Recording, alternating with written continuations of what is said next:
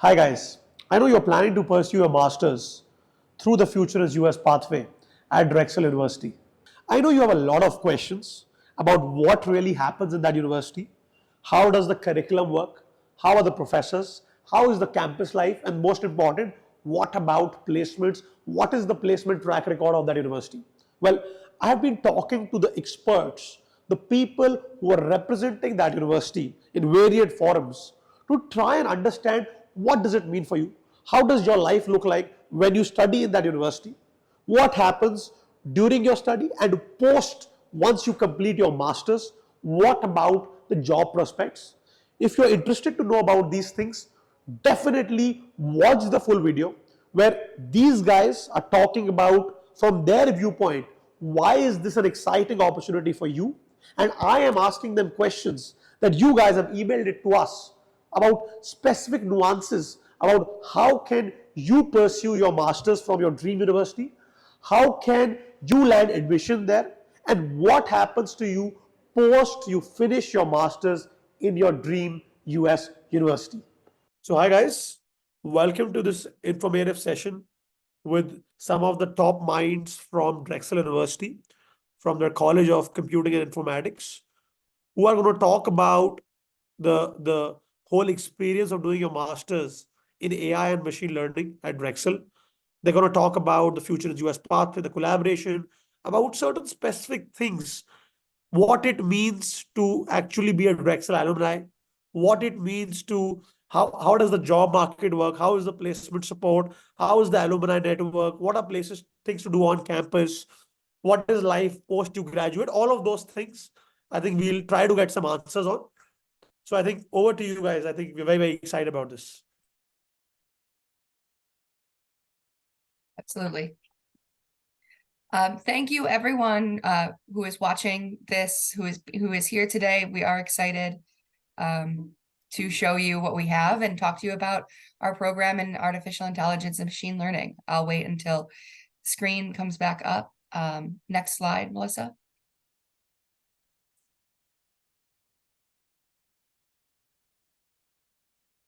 I'm just having a slight difficulty with changing slides, so give me one moment. No worries, no worries.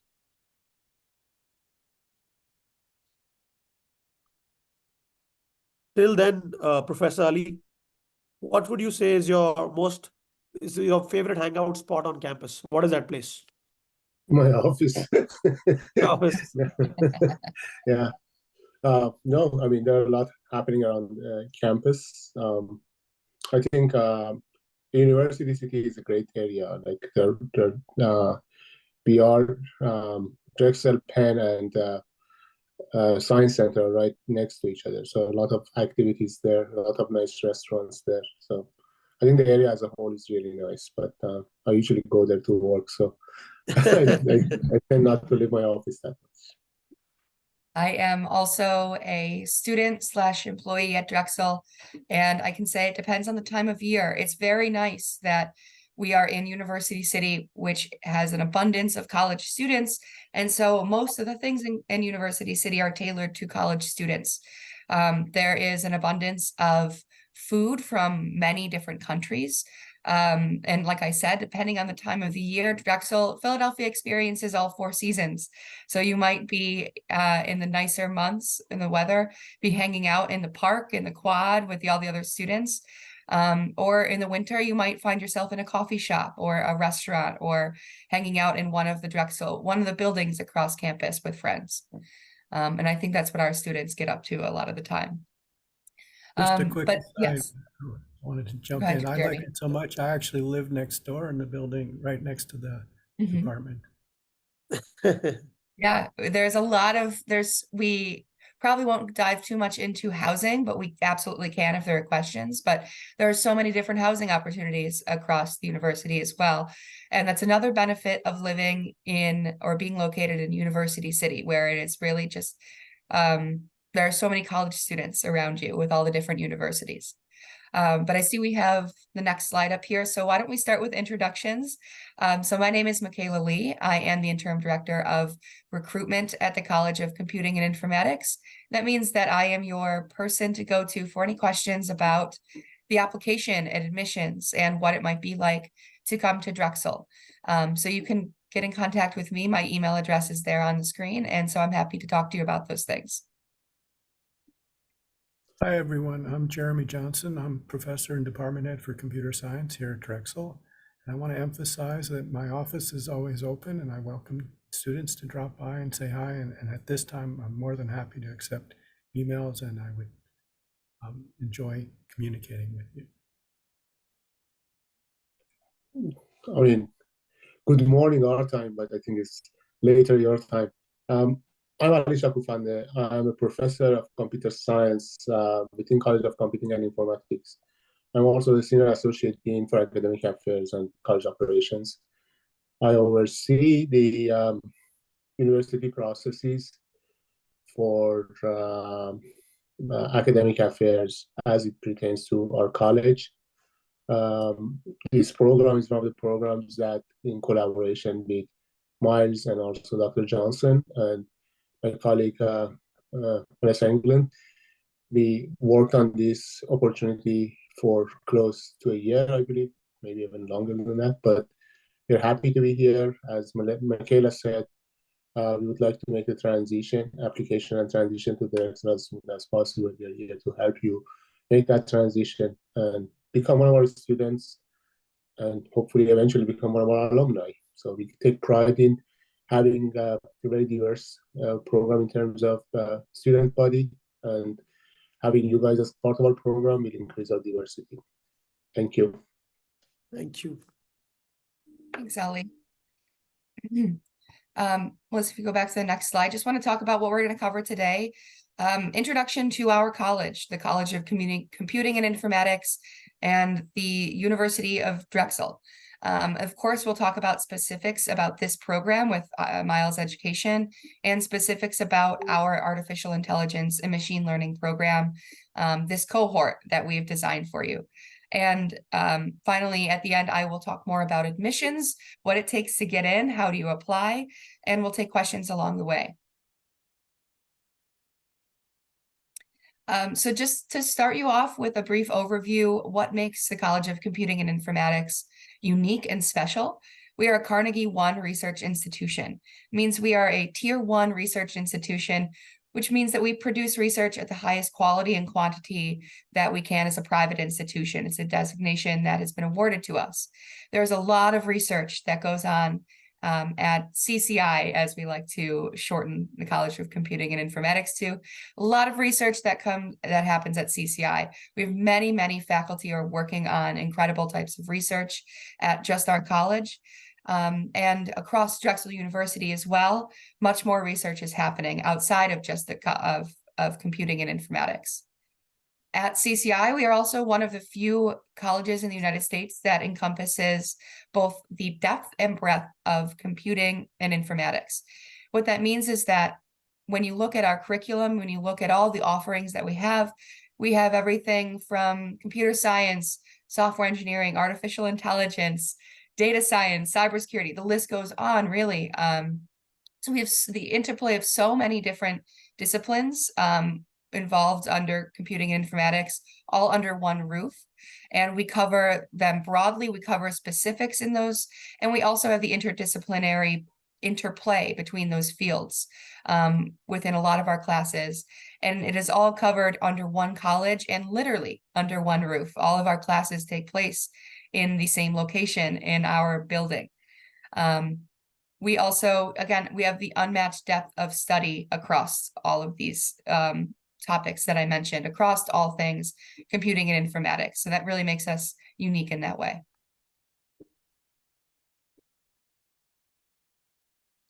And to start us off, I'm going to be passing over to Jeremy in just a moment, but want to talk to you about what this partnership with Miles Education Group means and the customized program features that we've designed for you.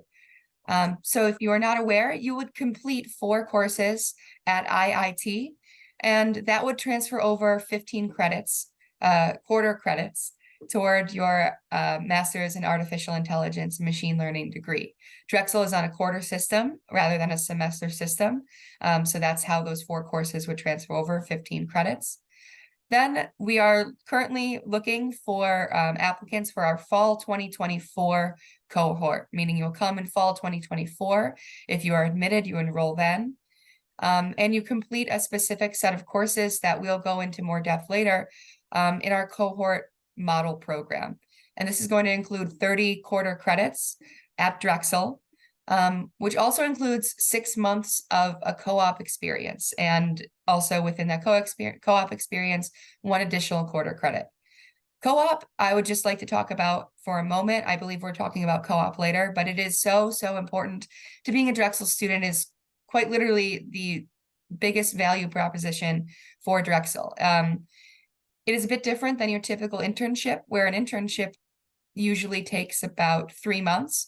A co-op is built into your curriculum. It takes 6 months.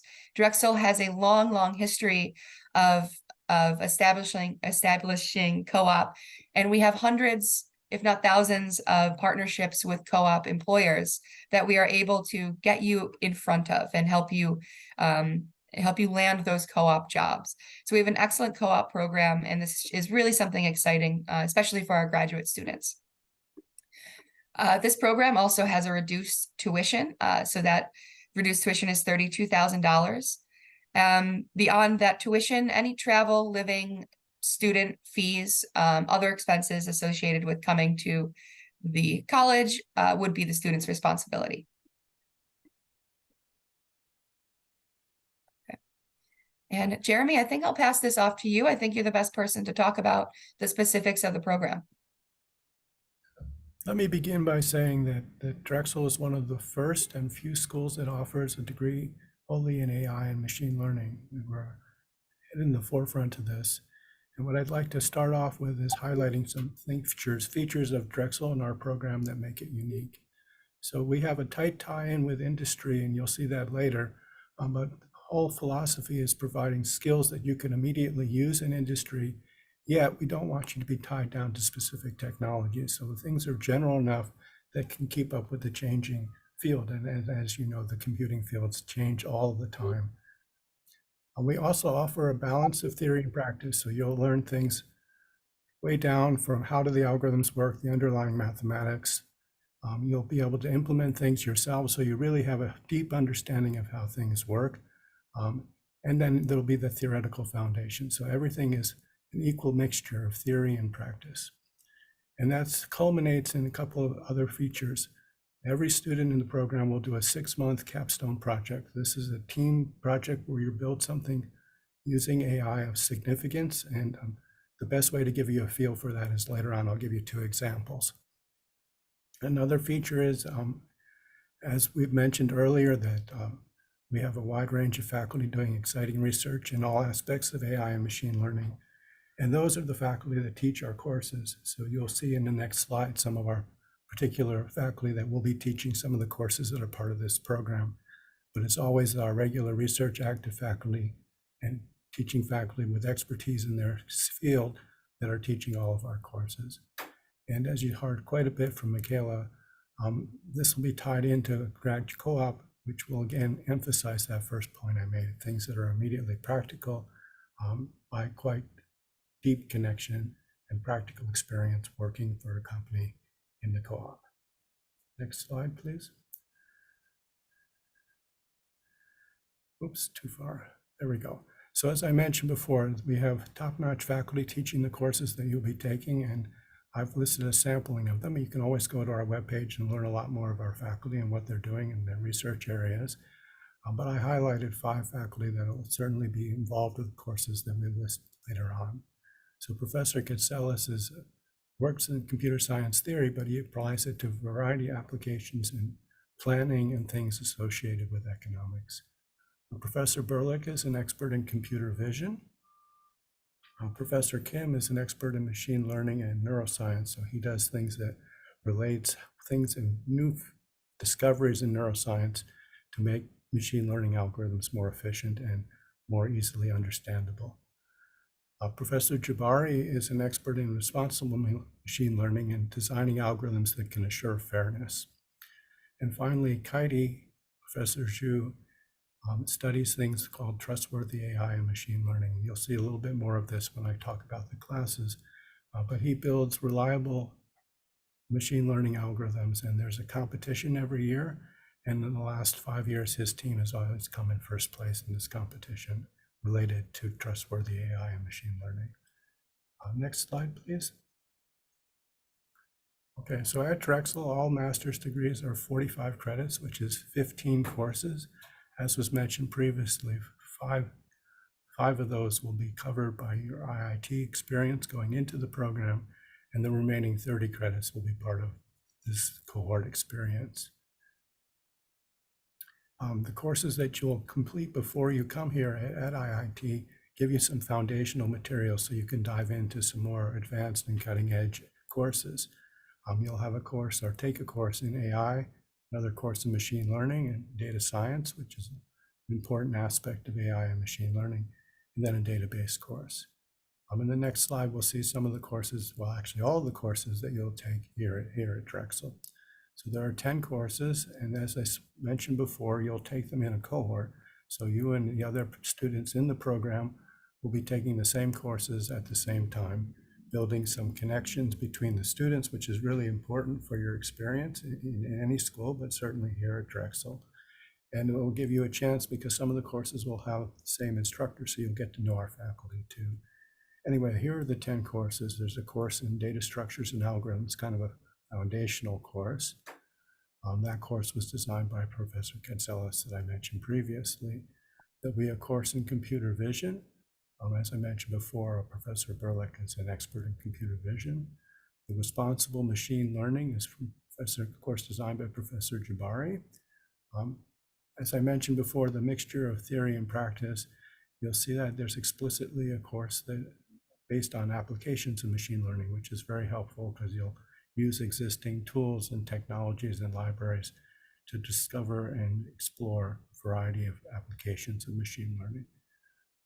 There's a more advanced course in deep learning, the robust deep learning that comes from Professor Kaidi that I mentioned previously, the reinforcement learning course, and then here you see an interesting mix that really takes advantage of the fact that we have both IS and computer science in the same college working together. There's a course in human AI interaction, and then finally the 2-term capstone experience that I mentioned previously.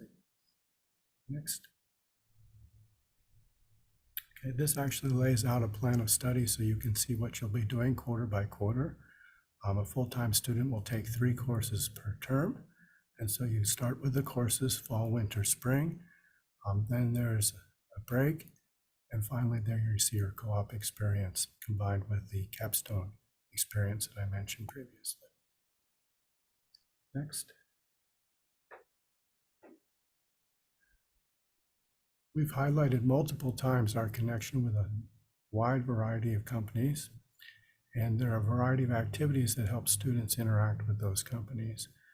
We have a corporate partners program that brings in company representatives to interact with students, answer questions, and tell you more about what they do and the industry aspects of their company.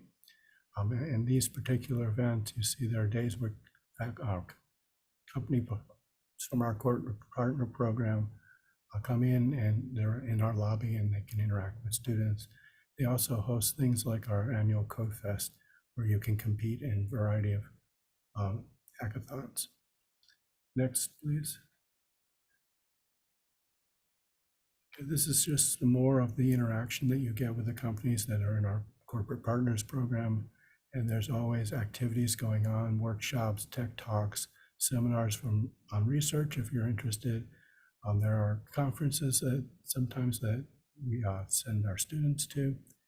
And of course, with all these activities going on, there's a weekly newsletter for students that keeps you abreast of all the opportunities that you might have. Next. And multiple times. So this will make it a little bit more concrete. These are the top co-op employers here at Drexel. And you can just scan through that list and you can see that there are many companies that you've heard of. And then in addition to this, there are many interesting local companies, startup companies, all sorts of opportunities ranging from large companies like Amazon and Google down to startup companies in the area. Next. All right, so this probably says it all, or really highlights the effectiveness of our program. So 1 year after graduation, 95% of CCI master's degree graduates are employed. 90% of those are employed for overall job satisfaction. So not only are they getting jobs, they're getting jobs they like. For students who participate in the co-op, which we mentioned before, 25%, a quarter of them will pretty immediately get a job offer from their co-op employer. So Professor, one question that we are getting constantly is that people are a bit worried about the jobs in the current economic situation of the country right now. And if you look at your numbers, these are phenomenal numbers. So what do you have to tell to those aspirants who are worried about recession? What do you have to tell to them? So first of all, we are not seeing the effects of that. Computing, and especially AI, is such a hot field. It's one area where there are more and more jobs and not enough people to fill those jobs. So obtaining those skills helps you deal with that. And this is one area where that is not a problem. So just add to what Jeremy said, there's a study that we went through for our strategic planning this year, because the college goes through strategic planning every 5 years. This year was our second strategic planning activity. And our study, the study we have looked at, shows that for 2 areas within computer science, not only the market is not shrinking, but it's going to be growing 2 or 3 folds. One of them is, of course, AI and machine learning, and the other one is security and privacy. Those are 2 very active areas that we basically are not producing enough workforce to take on even the jobs which currently exist. Forget about what will happen in 2 or 3 years, but currently we are not producing enough graduates, both undergrad and graduate students, to take the jobs and cover the market for those 2 disciplines. Thank you, Ali. And I would just like to emphasize one more time, I think these numbers are in part a result of the co-op that we do at Drexel and the hard work we do with our corporate partners program, just emphasizing again the strong connection that Drexel specifically has to the job market. Perfect. Thank you, Michaela. All right, the other thing I mentioned as unique aspects of our program is the capstone project. And I've just picked 2 of them to give you an idea of the exciting, interesting projects that our students have undertaken and kind of things they're able to do after building the foundation through the courses they take. So obviously everyone has heard of ChatGPT, and we're going to see an example project that builds on that in the 2 examples. But this gives you just a quick overview of how the capstone works. It's a group project, typically from 3 to 6 students. It does occupy 2 terms, so 6 months. So you actually have time to build something, not just pieces of it, not just little parts, but actually build something significant. There'll be an instructor that serves as kind of like the manager of the project. And the goal of the project manager is to keep track that things are on time, that the goals are obtainable. So each week you'll meet, you'll give a status report, you'll talk about what you accomplished in the previous week, and then plan goals for the next week.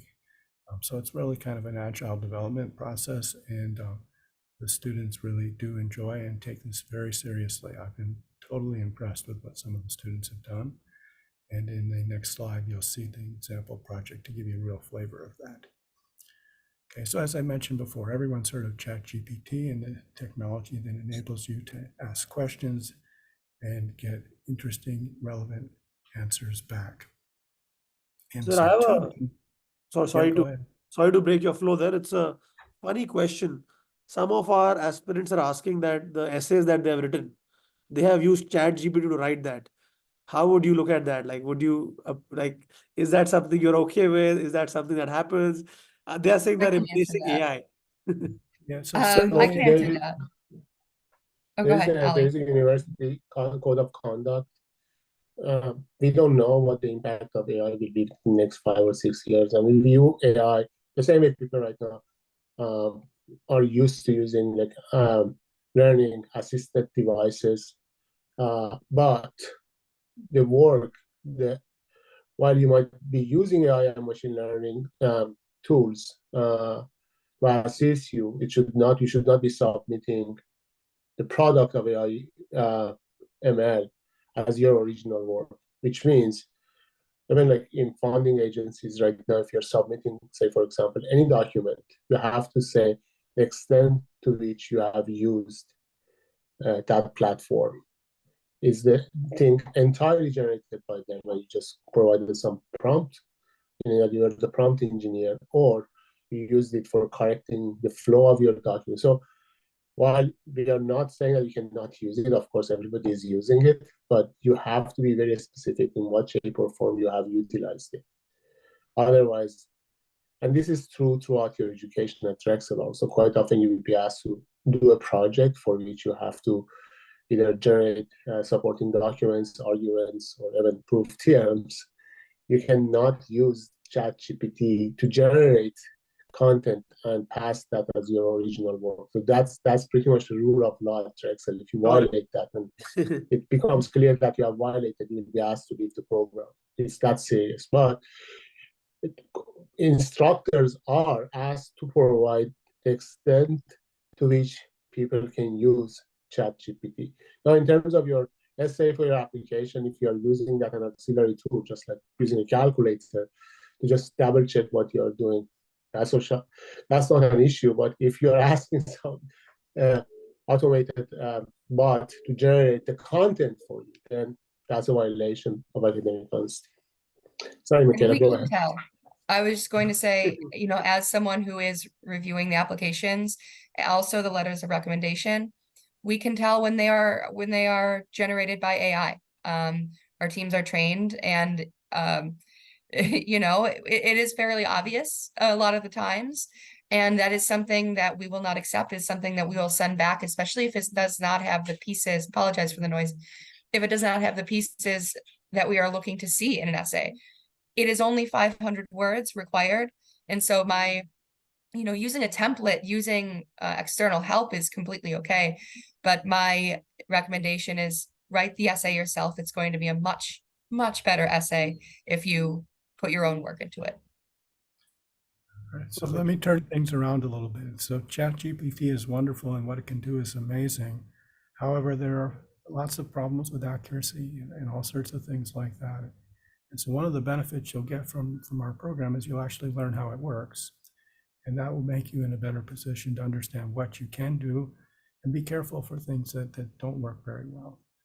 And of course, this evolves over time. Each day things change in what you can do and how things work. And so that brings me back to the two projects I was going to mention. So the first one's called TubeGPT, which takes video and does things similar, both some video analysis and audio analysis, combining that to build an engine which can answer questions specifically about the video that you're watching. And so this is particularly helpful if you have a video that's explaining some topic and you're using it to learn about it.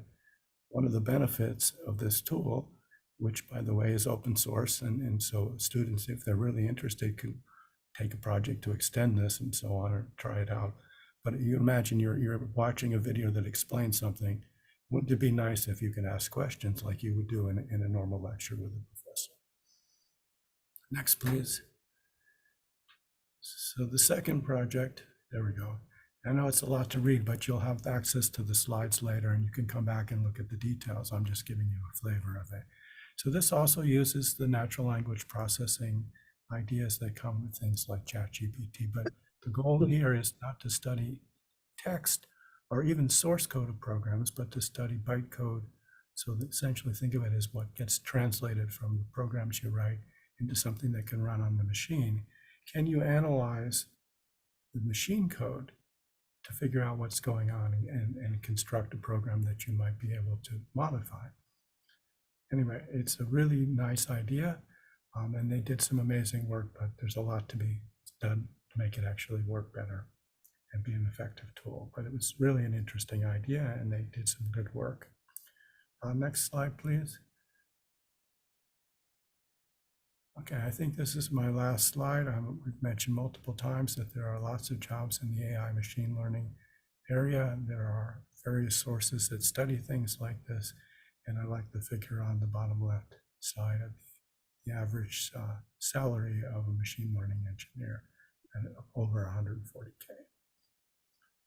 I think that's the end of my part.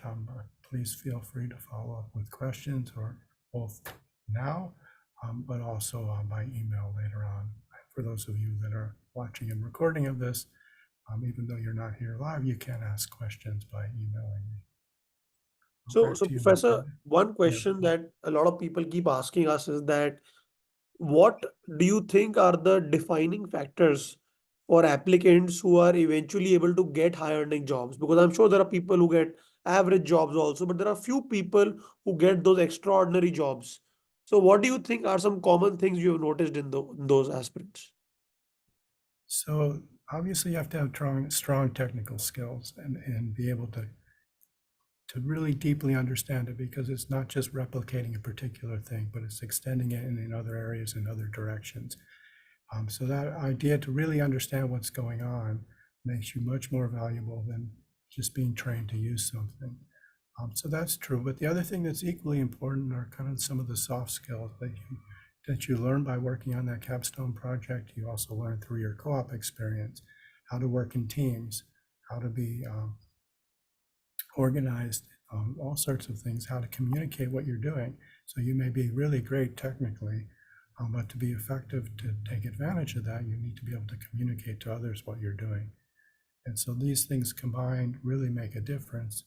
And through the two aspects, both the technical part of the program and the co-op part, in addition to the co-op part, the opportunity to talk with people from a whole variety of companies gives you practice. So one of the things you have to do on co-op is you have to apply for the jobs, right? That they're not just given to you. Here's your internship. And so that's a very valuable skill in working on your resume, going through an interview process. And so those soft skills are equally important to having a strong technical background. Perfect. Thank you. Thank you for that. All right, Right. back to you, Michaela. Thanks so much, Jeremy. Yeah, so I just want to talk more about the admissions, how to come here. Melissa, next slide. So there are a few admissions criteria you need to pay attention to. First and foremost, starting your graduate application. I'll show you on the next slide exactly how, or a slide after, how you go about selecting this particular program with Miles Education Group. But I do want to say that it does not take much for you to just start your application. Some folks tend to think that you have to wait until you have all your materials prepared to submit your application, and that is not the case. In fact, I encourage you to go to our website and start your application. It should take 10 to 15 minutes to complete some of the identifying information that it asks. And what happens then is that you are a part of our Drexel portal, where then you can go and start submitting your materials like transcripts and your essay one by one. This is where you can request your recommenders. And this is also when you will start to receive email updates from the university saying, you are missing this, or, you're almost complete with your application. So get that started right away. That really helps us understand that you are starting to apply, and it'll help remind you. We require a 4-year bachelor's degree, specifically in a program in computer science, software engineering, or something related to STEM. We also require a minimum of a 3.0 GPA or higher for a completed bachelor's program or above. For your transcripts, we do accept unofficial transcripts for when you are applying. I encourage you to get your official transcripts in. However, we accept unofficial transcripts, and if you are admitted, we will require you to have your official transcripts sent to the university before being able to start classes. But that's one way that you can expedite your process and your application.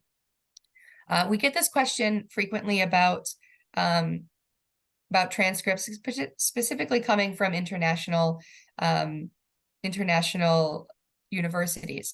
So for students who have attended an institution outside of the United States, if you would like an expedited review of your transcripts, then we would recommend a NACIS approved course-by-course transcript evaluation, commonly known as WES, to expedite your application review. I want to make it clear that our admissions department is perfectly capable of translating your application, or sorry, your your transcripts. It just might take a few extra weeks for our team to do so. And if there are, at the end, any issues that we cannot translate your transcript, we will then require and request that you do complete this evaluation. So I don't need you to go out and spend money on the evaluation right away, but if you would like an expedited review, that is an option for you. For English language scores, we do require students who have not attended an undergraduate university where the instruction was in English. We do require English language scores, and we accept TOEFL, IELTS, and what is not on the screen is also Duolingo. And if you have questions about the minimums for those scores, they're on our website, or you can ask me. If you have attended a university where the instruction was in English, when you are submitting your application, there will be a chance for you to tick that box and say, yes, I am requesting a English waiver because I did attend a university where the instruction was in English. And so you'll be able to do so. For your letters of recommendation, 1 letter is required. However, 2 is recommended. And we say this because oftentimes the #1 issue that holds up an application from being complete and from us being able to process it and review it is not having a letter of recommendation. And so when you request 2 letters of recommendation, you know, one person might not get back to you, or other things can happen. And so we just recommend that you request 2 right off the bat. And of course, those letters should be from an academic or professional recommender, or both. We spoke about the essay just a little bit ago. The essay is your statement of purpose, approximately 500 words. And we are looking to see what is your intention with this degree, why Drexel, and what can you do with this degree. And so we want to see intention for coming to Drexel mainly.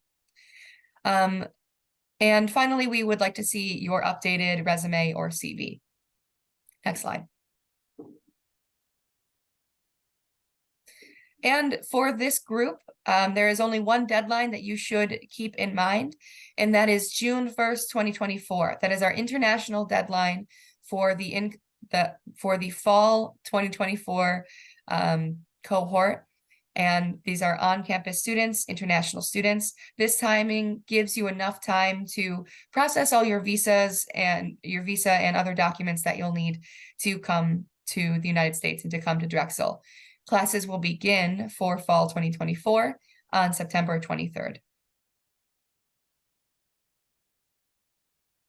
All right, and just want to get into the specifics here of how do you start your application, because of course we have a partnership with Miles Education Group.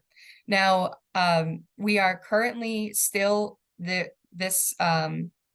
update to our application is being worked on as we speak and should be up and running very, very shortly. But for now, I would say once that is launched, you go on the website. Here we have a link to where you start your application. Under academic area of interest, of course, you will select the College of Computing and Informatics. The program is Artificial Intelligence and Machine Learning, master's degree. And when you select AI and ML, a box will appear like we see on screen. This is an example from our LeBeau School of Business, where they also have a partnership with Miles. You'll see when you select Artificial Intelligence Machine Learning, where it says program here, this box down here will appear. If applicable, select your affiliation and select that. That will tell us that you are a part of this discount. You will receive the discount. We'll understand that you are a part of Miles Education Group. So that's very important. That's one of the most important things when completing your application. All right. And that's all we have today. Any other questions that? Yes, we have a couple of questions. So one question is about the housing options or accommodation options available for master students on campus or around the area. If you can guide us a bit on that. Sure. So the university has a number of options. You have Drexel affiliated housing. You have the Drexel dorms. Affiliated housing is, there are not dorms, but there are other affiliated buildings for students. And then you have what we like to call non-affiliated housing. That could mean apartment buildings, complexes. It could also mean individual homes throughout the area, throughout University City. There are a lot of options. Again, I keep saying this because we are in a densely populated area with college students. So there are a lot of housing options. I think a common option for students is our Drexel affiliated housing when it comes to graduate students. We have some very nice options across campus. And I can provide a link for students who are interested to our page on housing and how to go about all of those options. Perfect. I think that was helpful. So the next question is about jobs that are available on campus. So if you could guide us a bit about what kind of jobs are there and what is the average pay that we see on campus? Yeah, well, I can speak specifically to CCI. We have a number of jobs even at the college. One of them being graduate deans ambassadors who help us with recruitment, help us at events just like this. Others can be course assistants and a few other types of these jobs at CCI's at our college. I don't necessarily know exactly what I don't want to speak out of term saying I know exactly what the pay would be. I know some of these jobs can range from $20 an hour to less, but that is really just specific to my knowledge. And of course, you have jobs, especially for international students across campus, working at our rec center, working at food stations, and just all of these other jobs affiliated with the university. I don't know if anyone else has other insight on that. Sure. Now, one area that anything anyone wants to add there? Okay, perfect. So one area that I think was very intriguing to all of us was the co-op program, right? The how does the co-op program work? And if you can give us an example or so of if let's say I were to join it, what kind of companies do we usually see for that? Sure. Companies I'm wondering actually, Jeremy, if you can, I think it'd be helpful to be specific about some of the companies that our students go and work when it's artificial intelligence, machine learning. Because I know we provided a list of a lot of, co-op companies that we work with most frequently. I don't know if there's specifics. I think Yeah, that's so go ahead, Alvin. yeah, so the biggest company in the city which hires most of our AI graduates right now is Comcast. There are a lot of bioinformatics and computational biology companies in the area. Philadelphia is known as a hub for gene therapy and bio research. And a lot of those companies are hiring machine learning graduates for their predictive models. But one of the things that is happening right now in the United States, and it was the same few years ago with respect to data science program, pretty much every institution which has massive data and wants to do some sort of analytics, insight analytics, or come up with like predictive models for the decision support systems, they're building their own AI groups. So more or less every company in our area or nationally will be hiring massive number of AI graduates. The biggest one in our area right now are like, of course, Comcast, Vanguard, SAP. These are companies which have headquarters in Philadelphia, greater Philadelphia areas. And if you go across, a lot of kids will end up doing co-op in Amazon and Google and places like that. And they are university partners in the co-op program. So the SCDC, which is our central co-op coordination office, will have events which representatives and recruiters from these companies will come on campus to hire interns and co-ops. So you will participate that. But that is pretty much what the university service is. But on top of that, we also the college itself has its own corporate partner programs, and quite often technical groups from these companies will come on campus, set shop in our building, and start having like lobby takeover and try to recruit students to their programs. Perfect, perfect. So the last two questions, one is about the career fairs and the opportunities to interact with industry folk.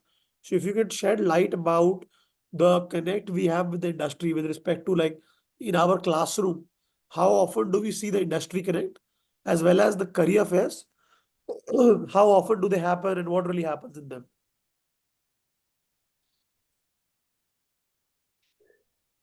I would first say that the fact that we have co-op, which is built into the curriculum, is huge. We are based on experiential learning, and so it's a huge part of what we do. So there's a lot of connection through our co-op system, which I had mentioned before. We have hundreds of co-op employers, and we have a robust system. So our Steinbright Career Development Center is actually an entire college staffed with about 40 or more professional staff whose entire job is to create and maintain the relationships that we have with co-op employers, and help you manage your relationship with them as well. So again, just want to point out that that's very robust. You have a lot of help to connect yourself with co-op employers.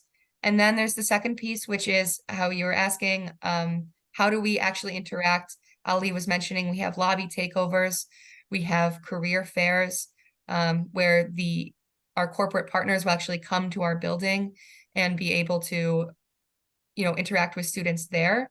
I don't know exactly how, I can't say exactly. I almost feel like it's once a month or more that we have events, either going on in our building or across campus.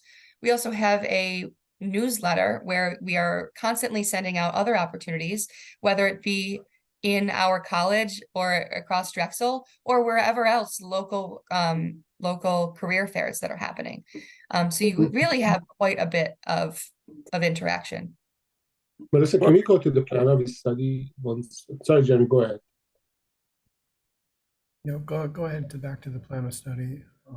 Yeah, so if you look at the plan of study during the first academic term,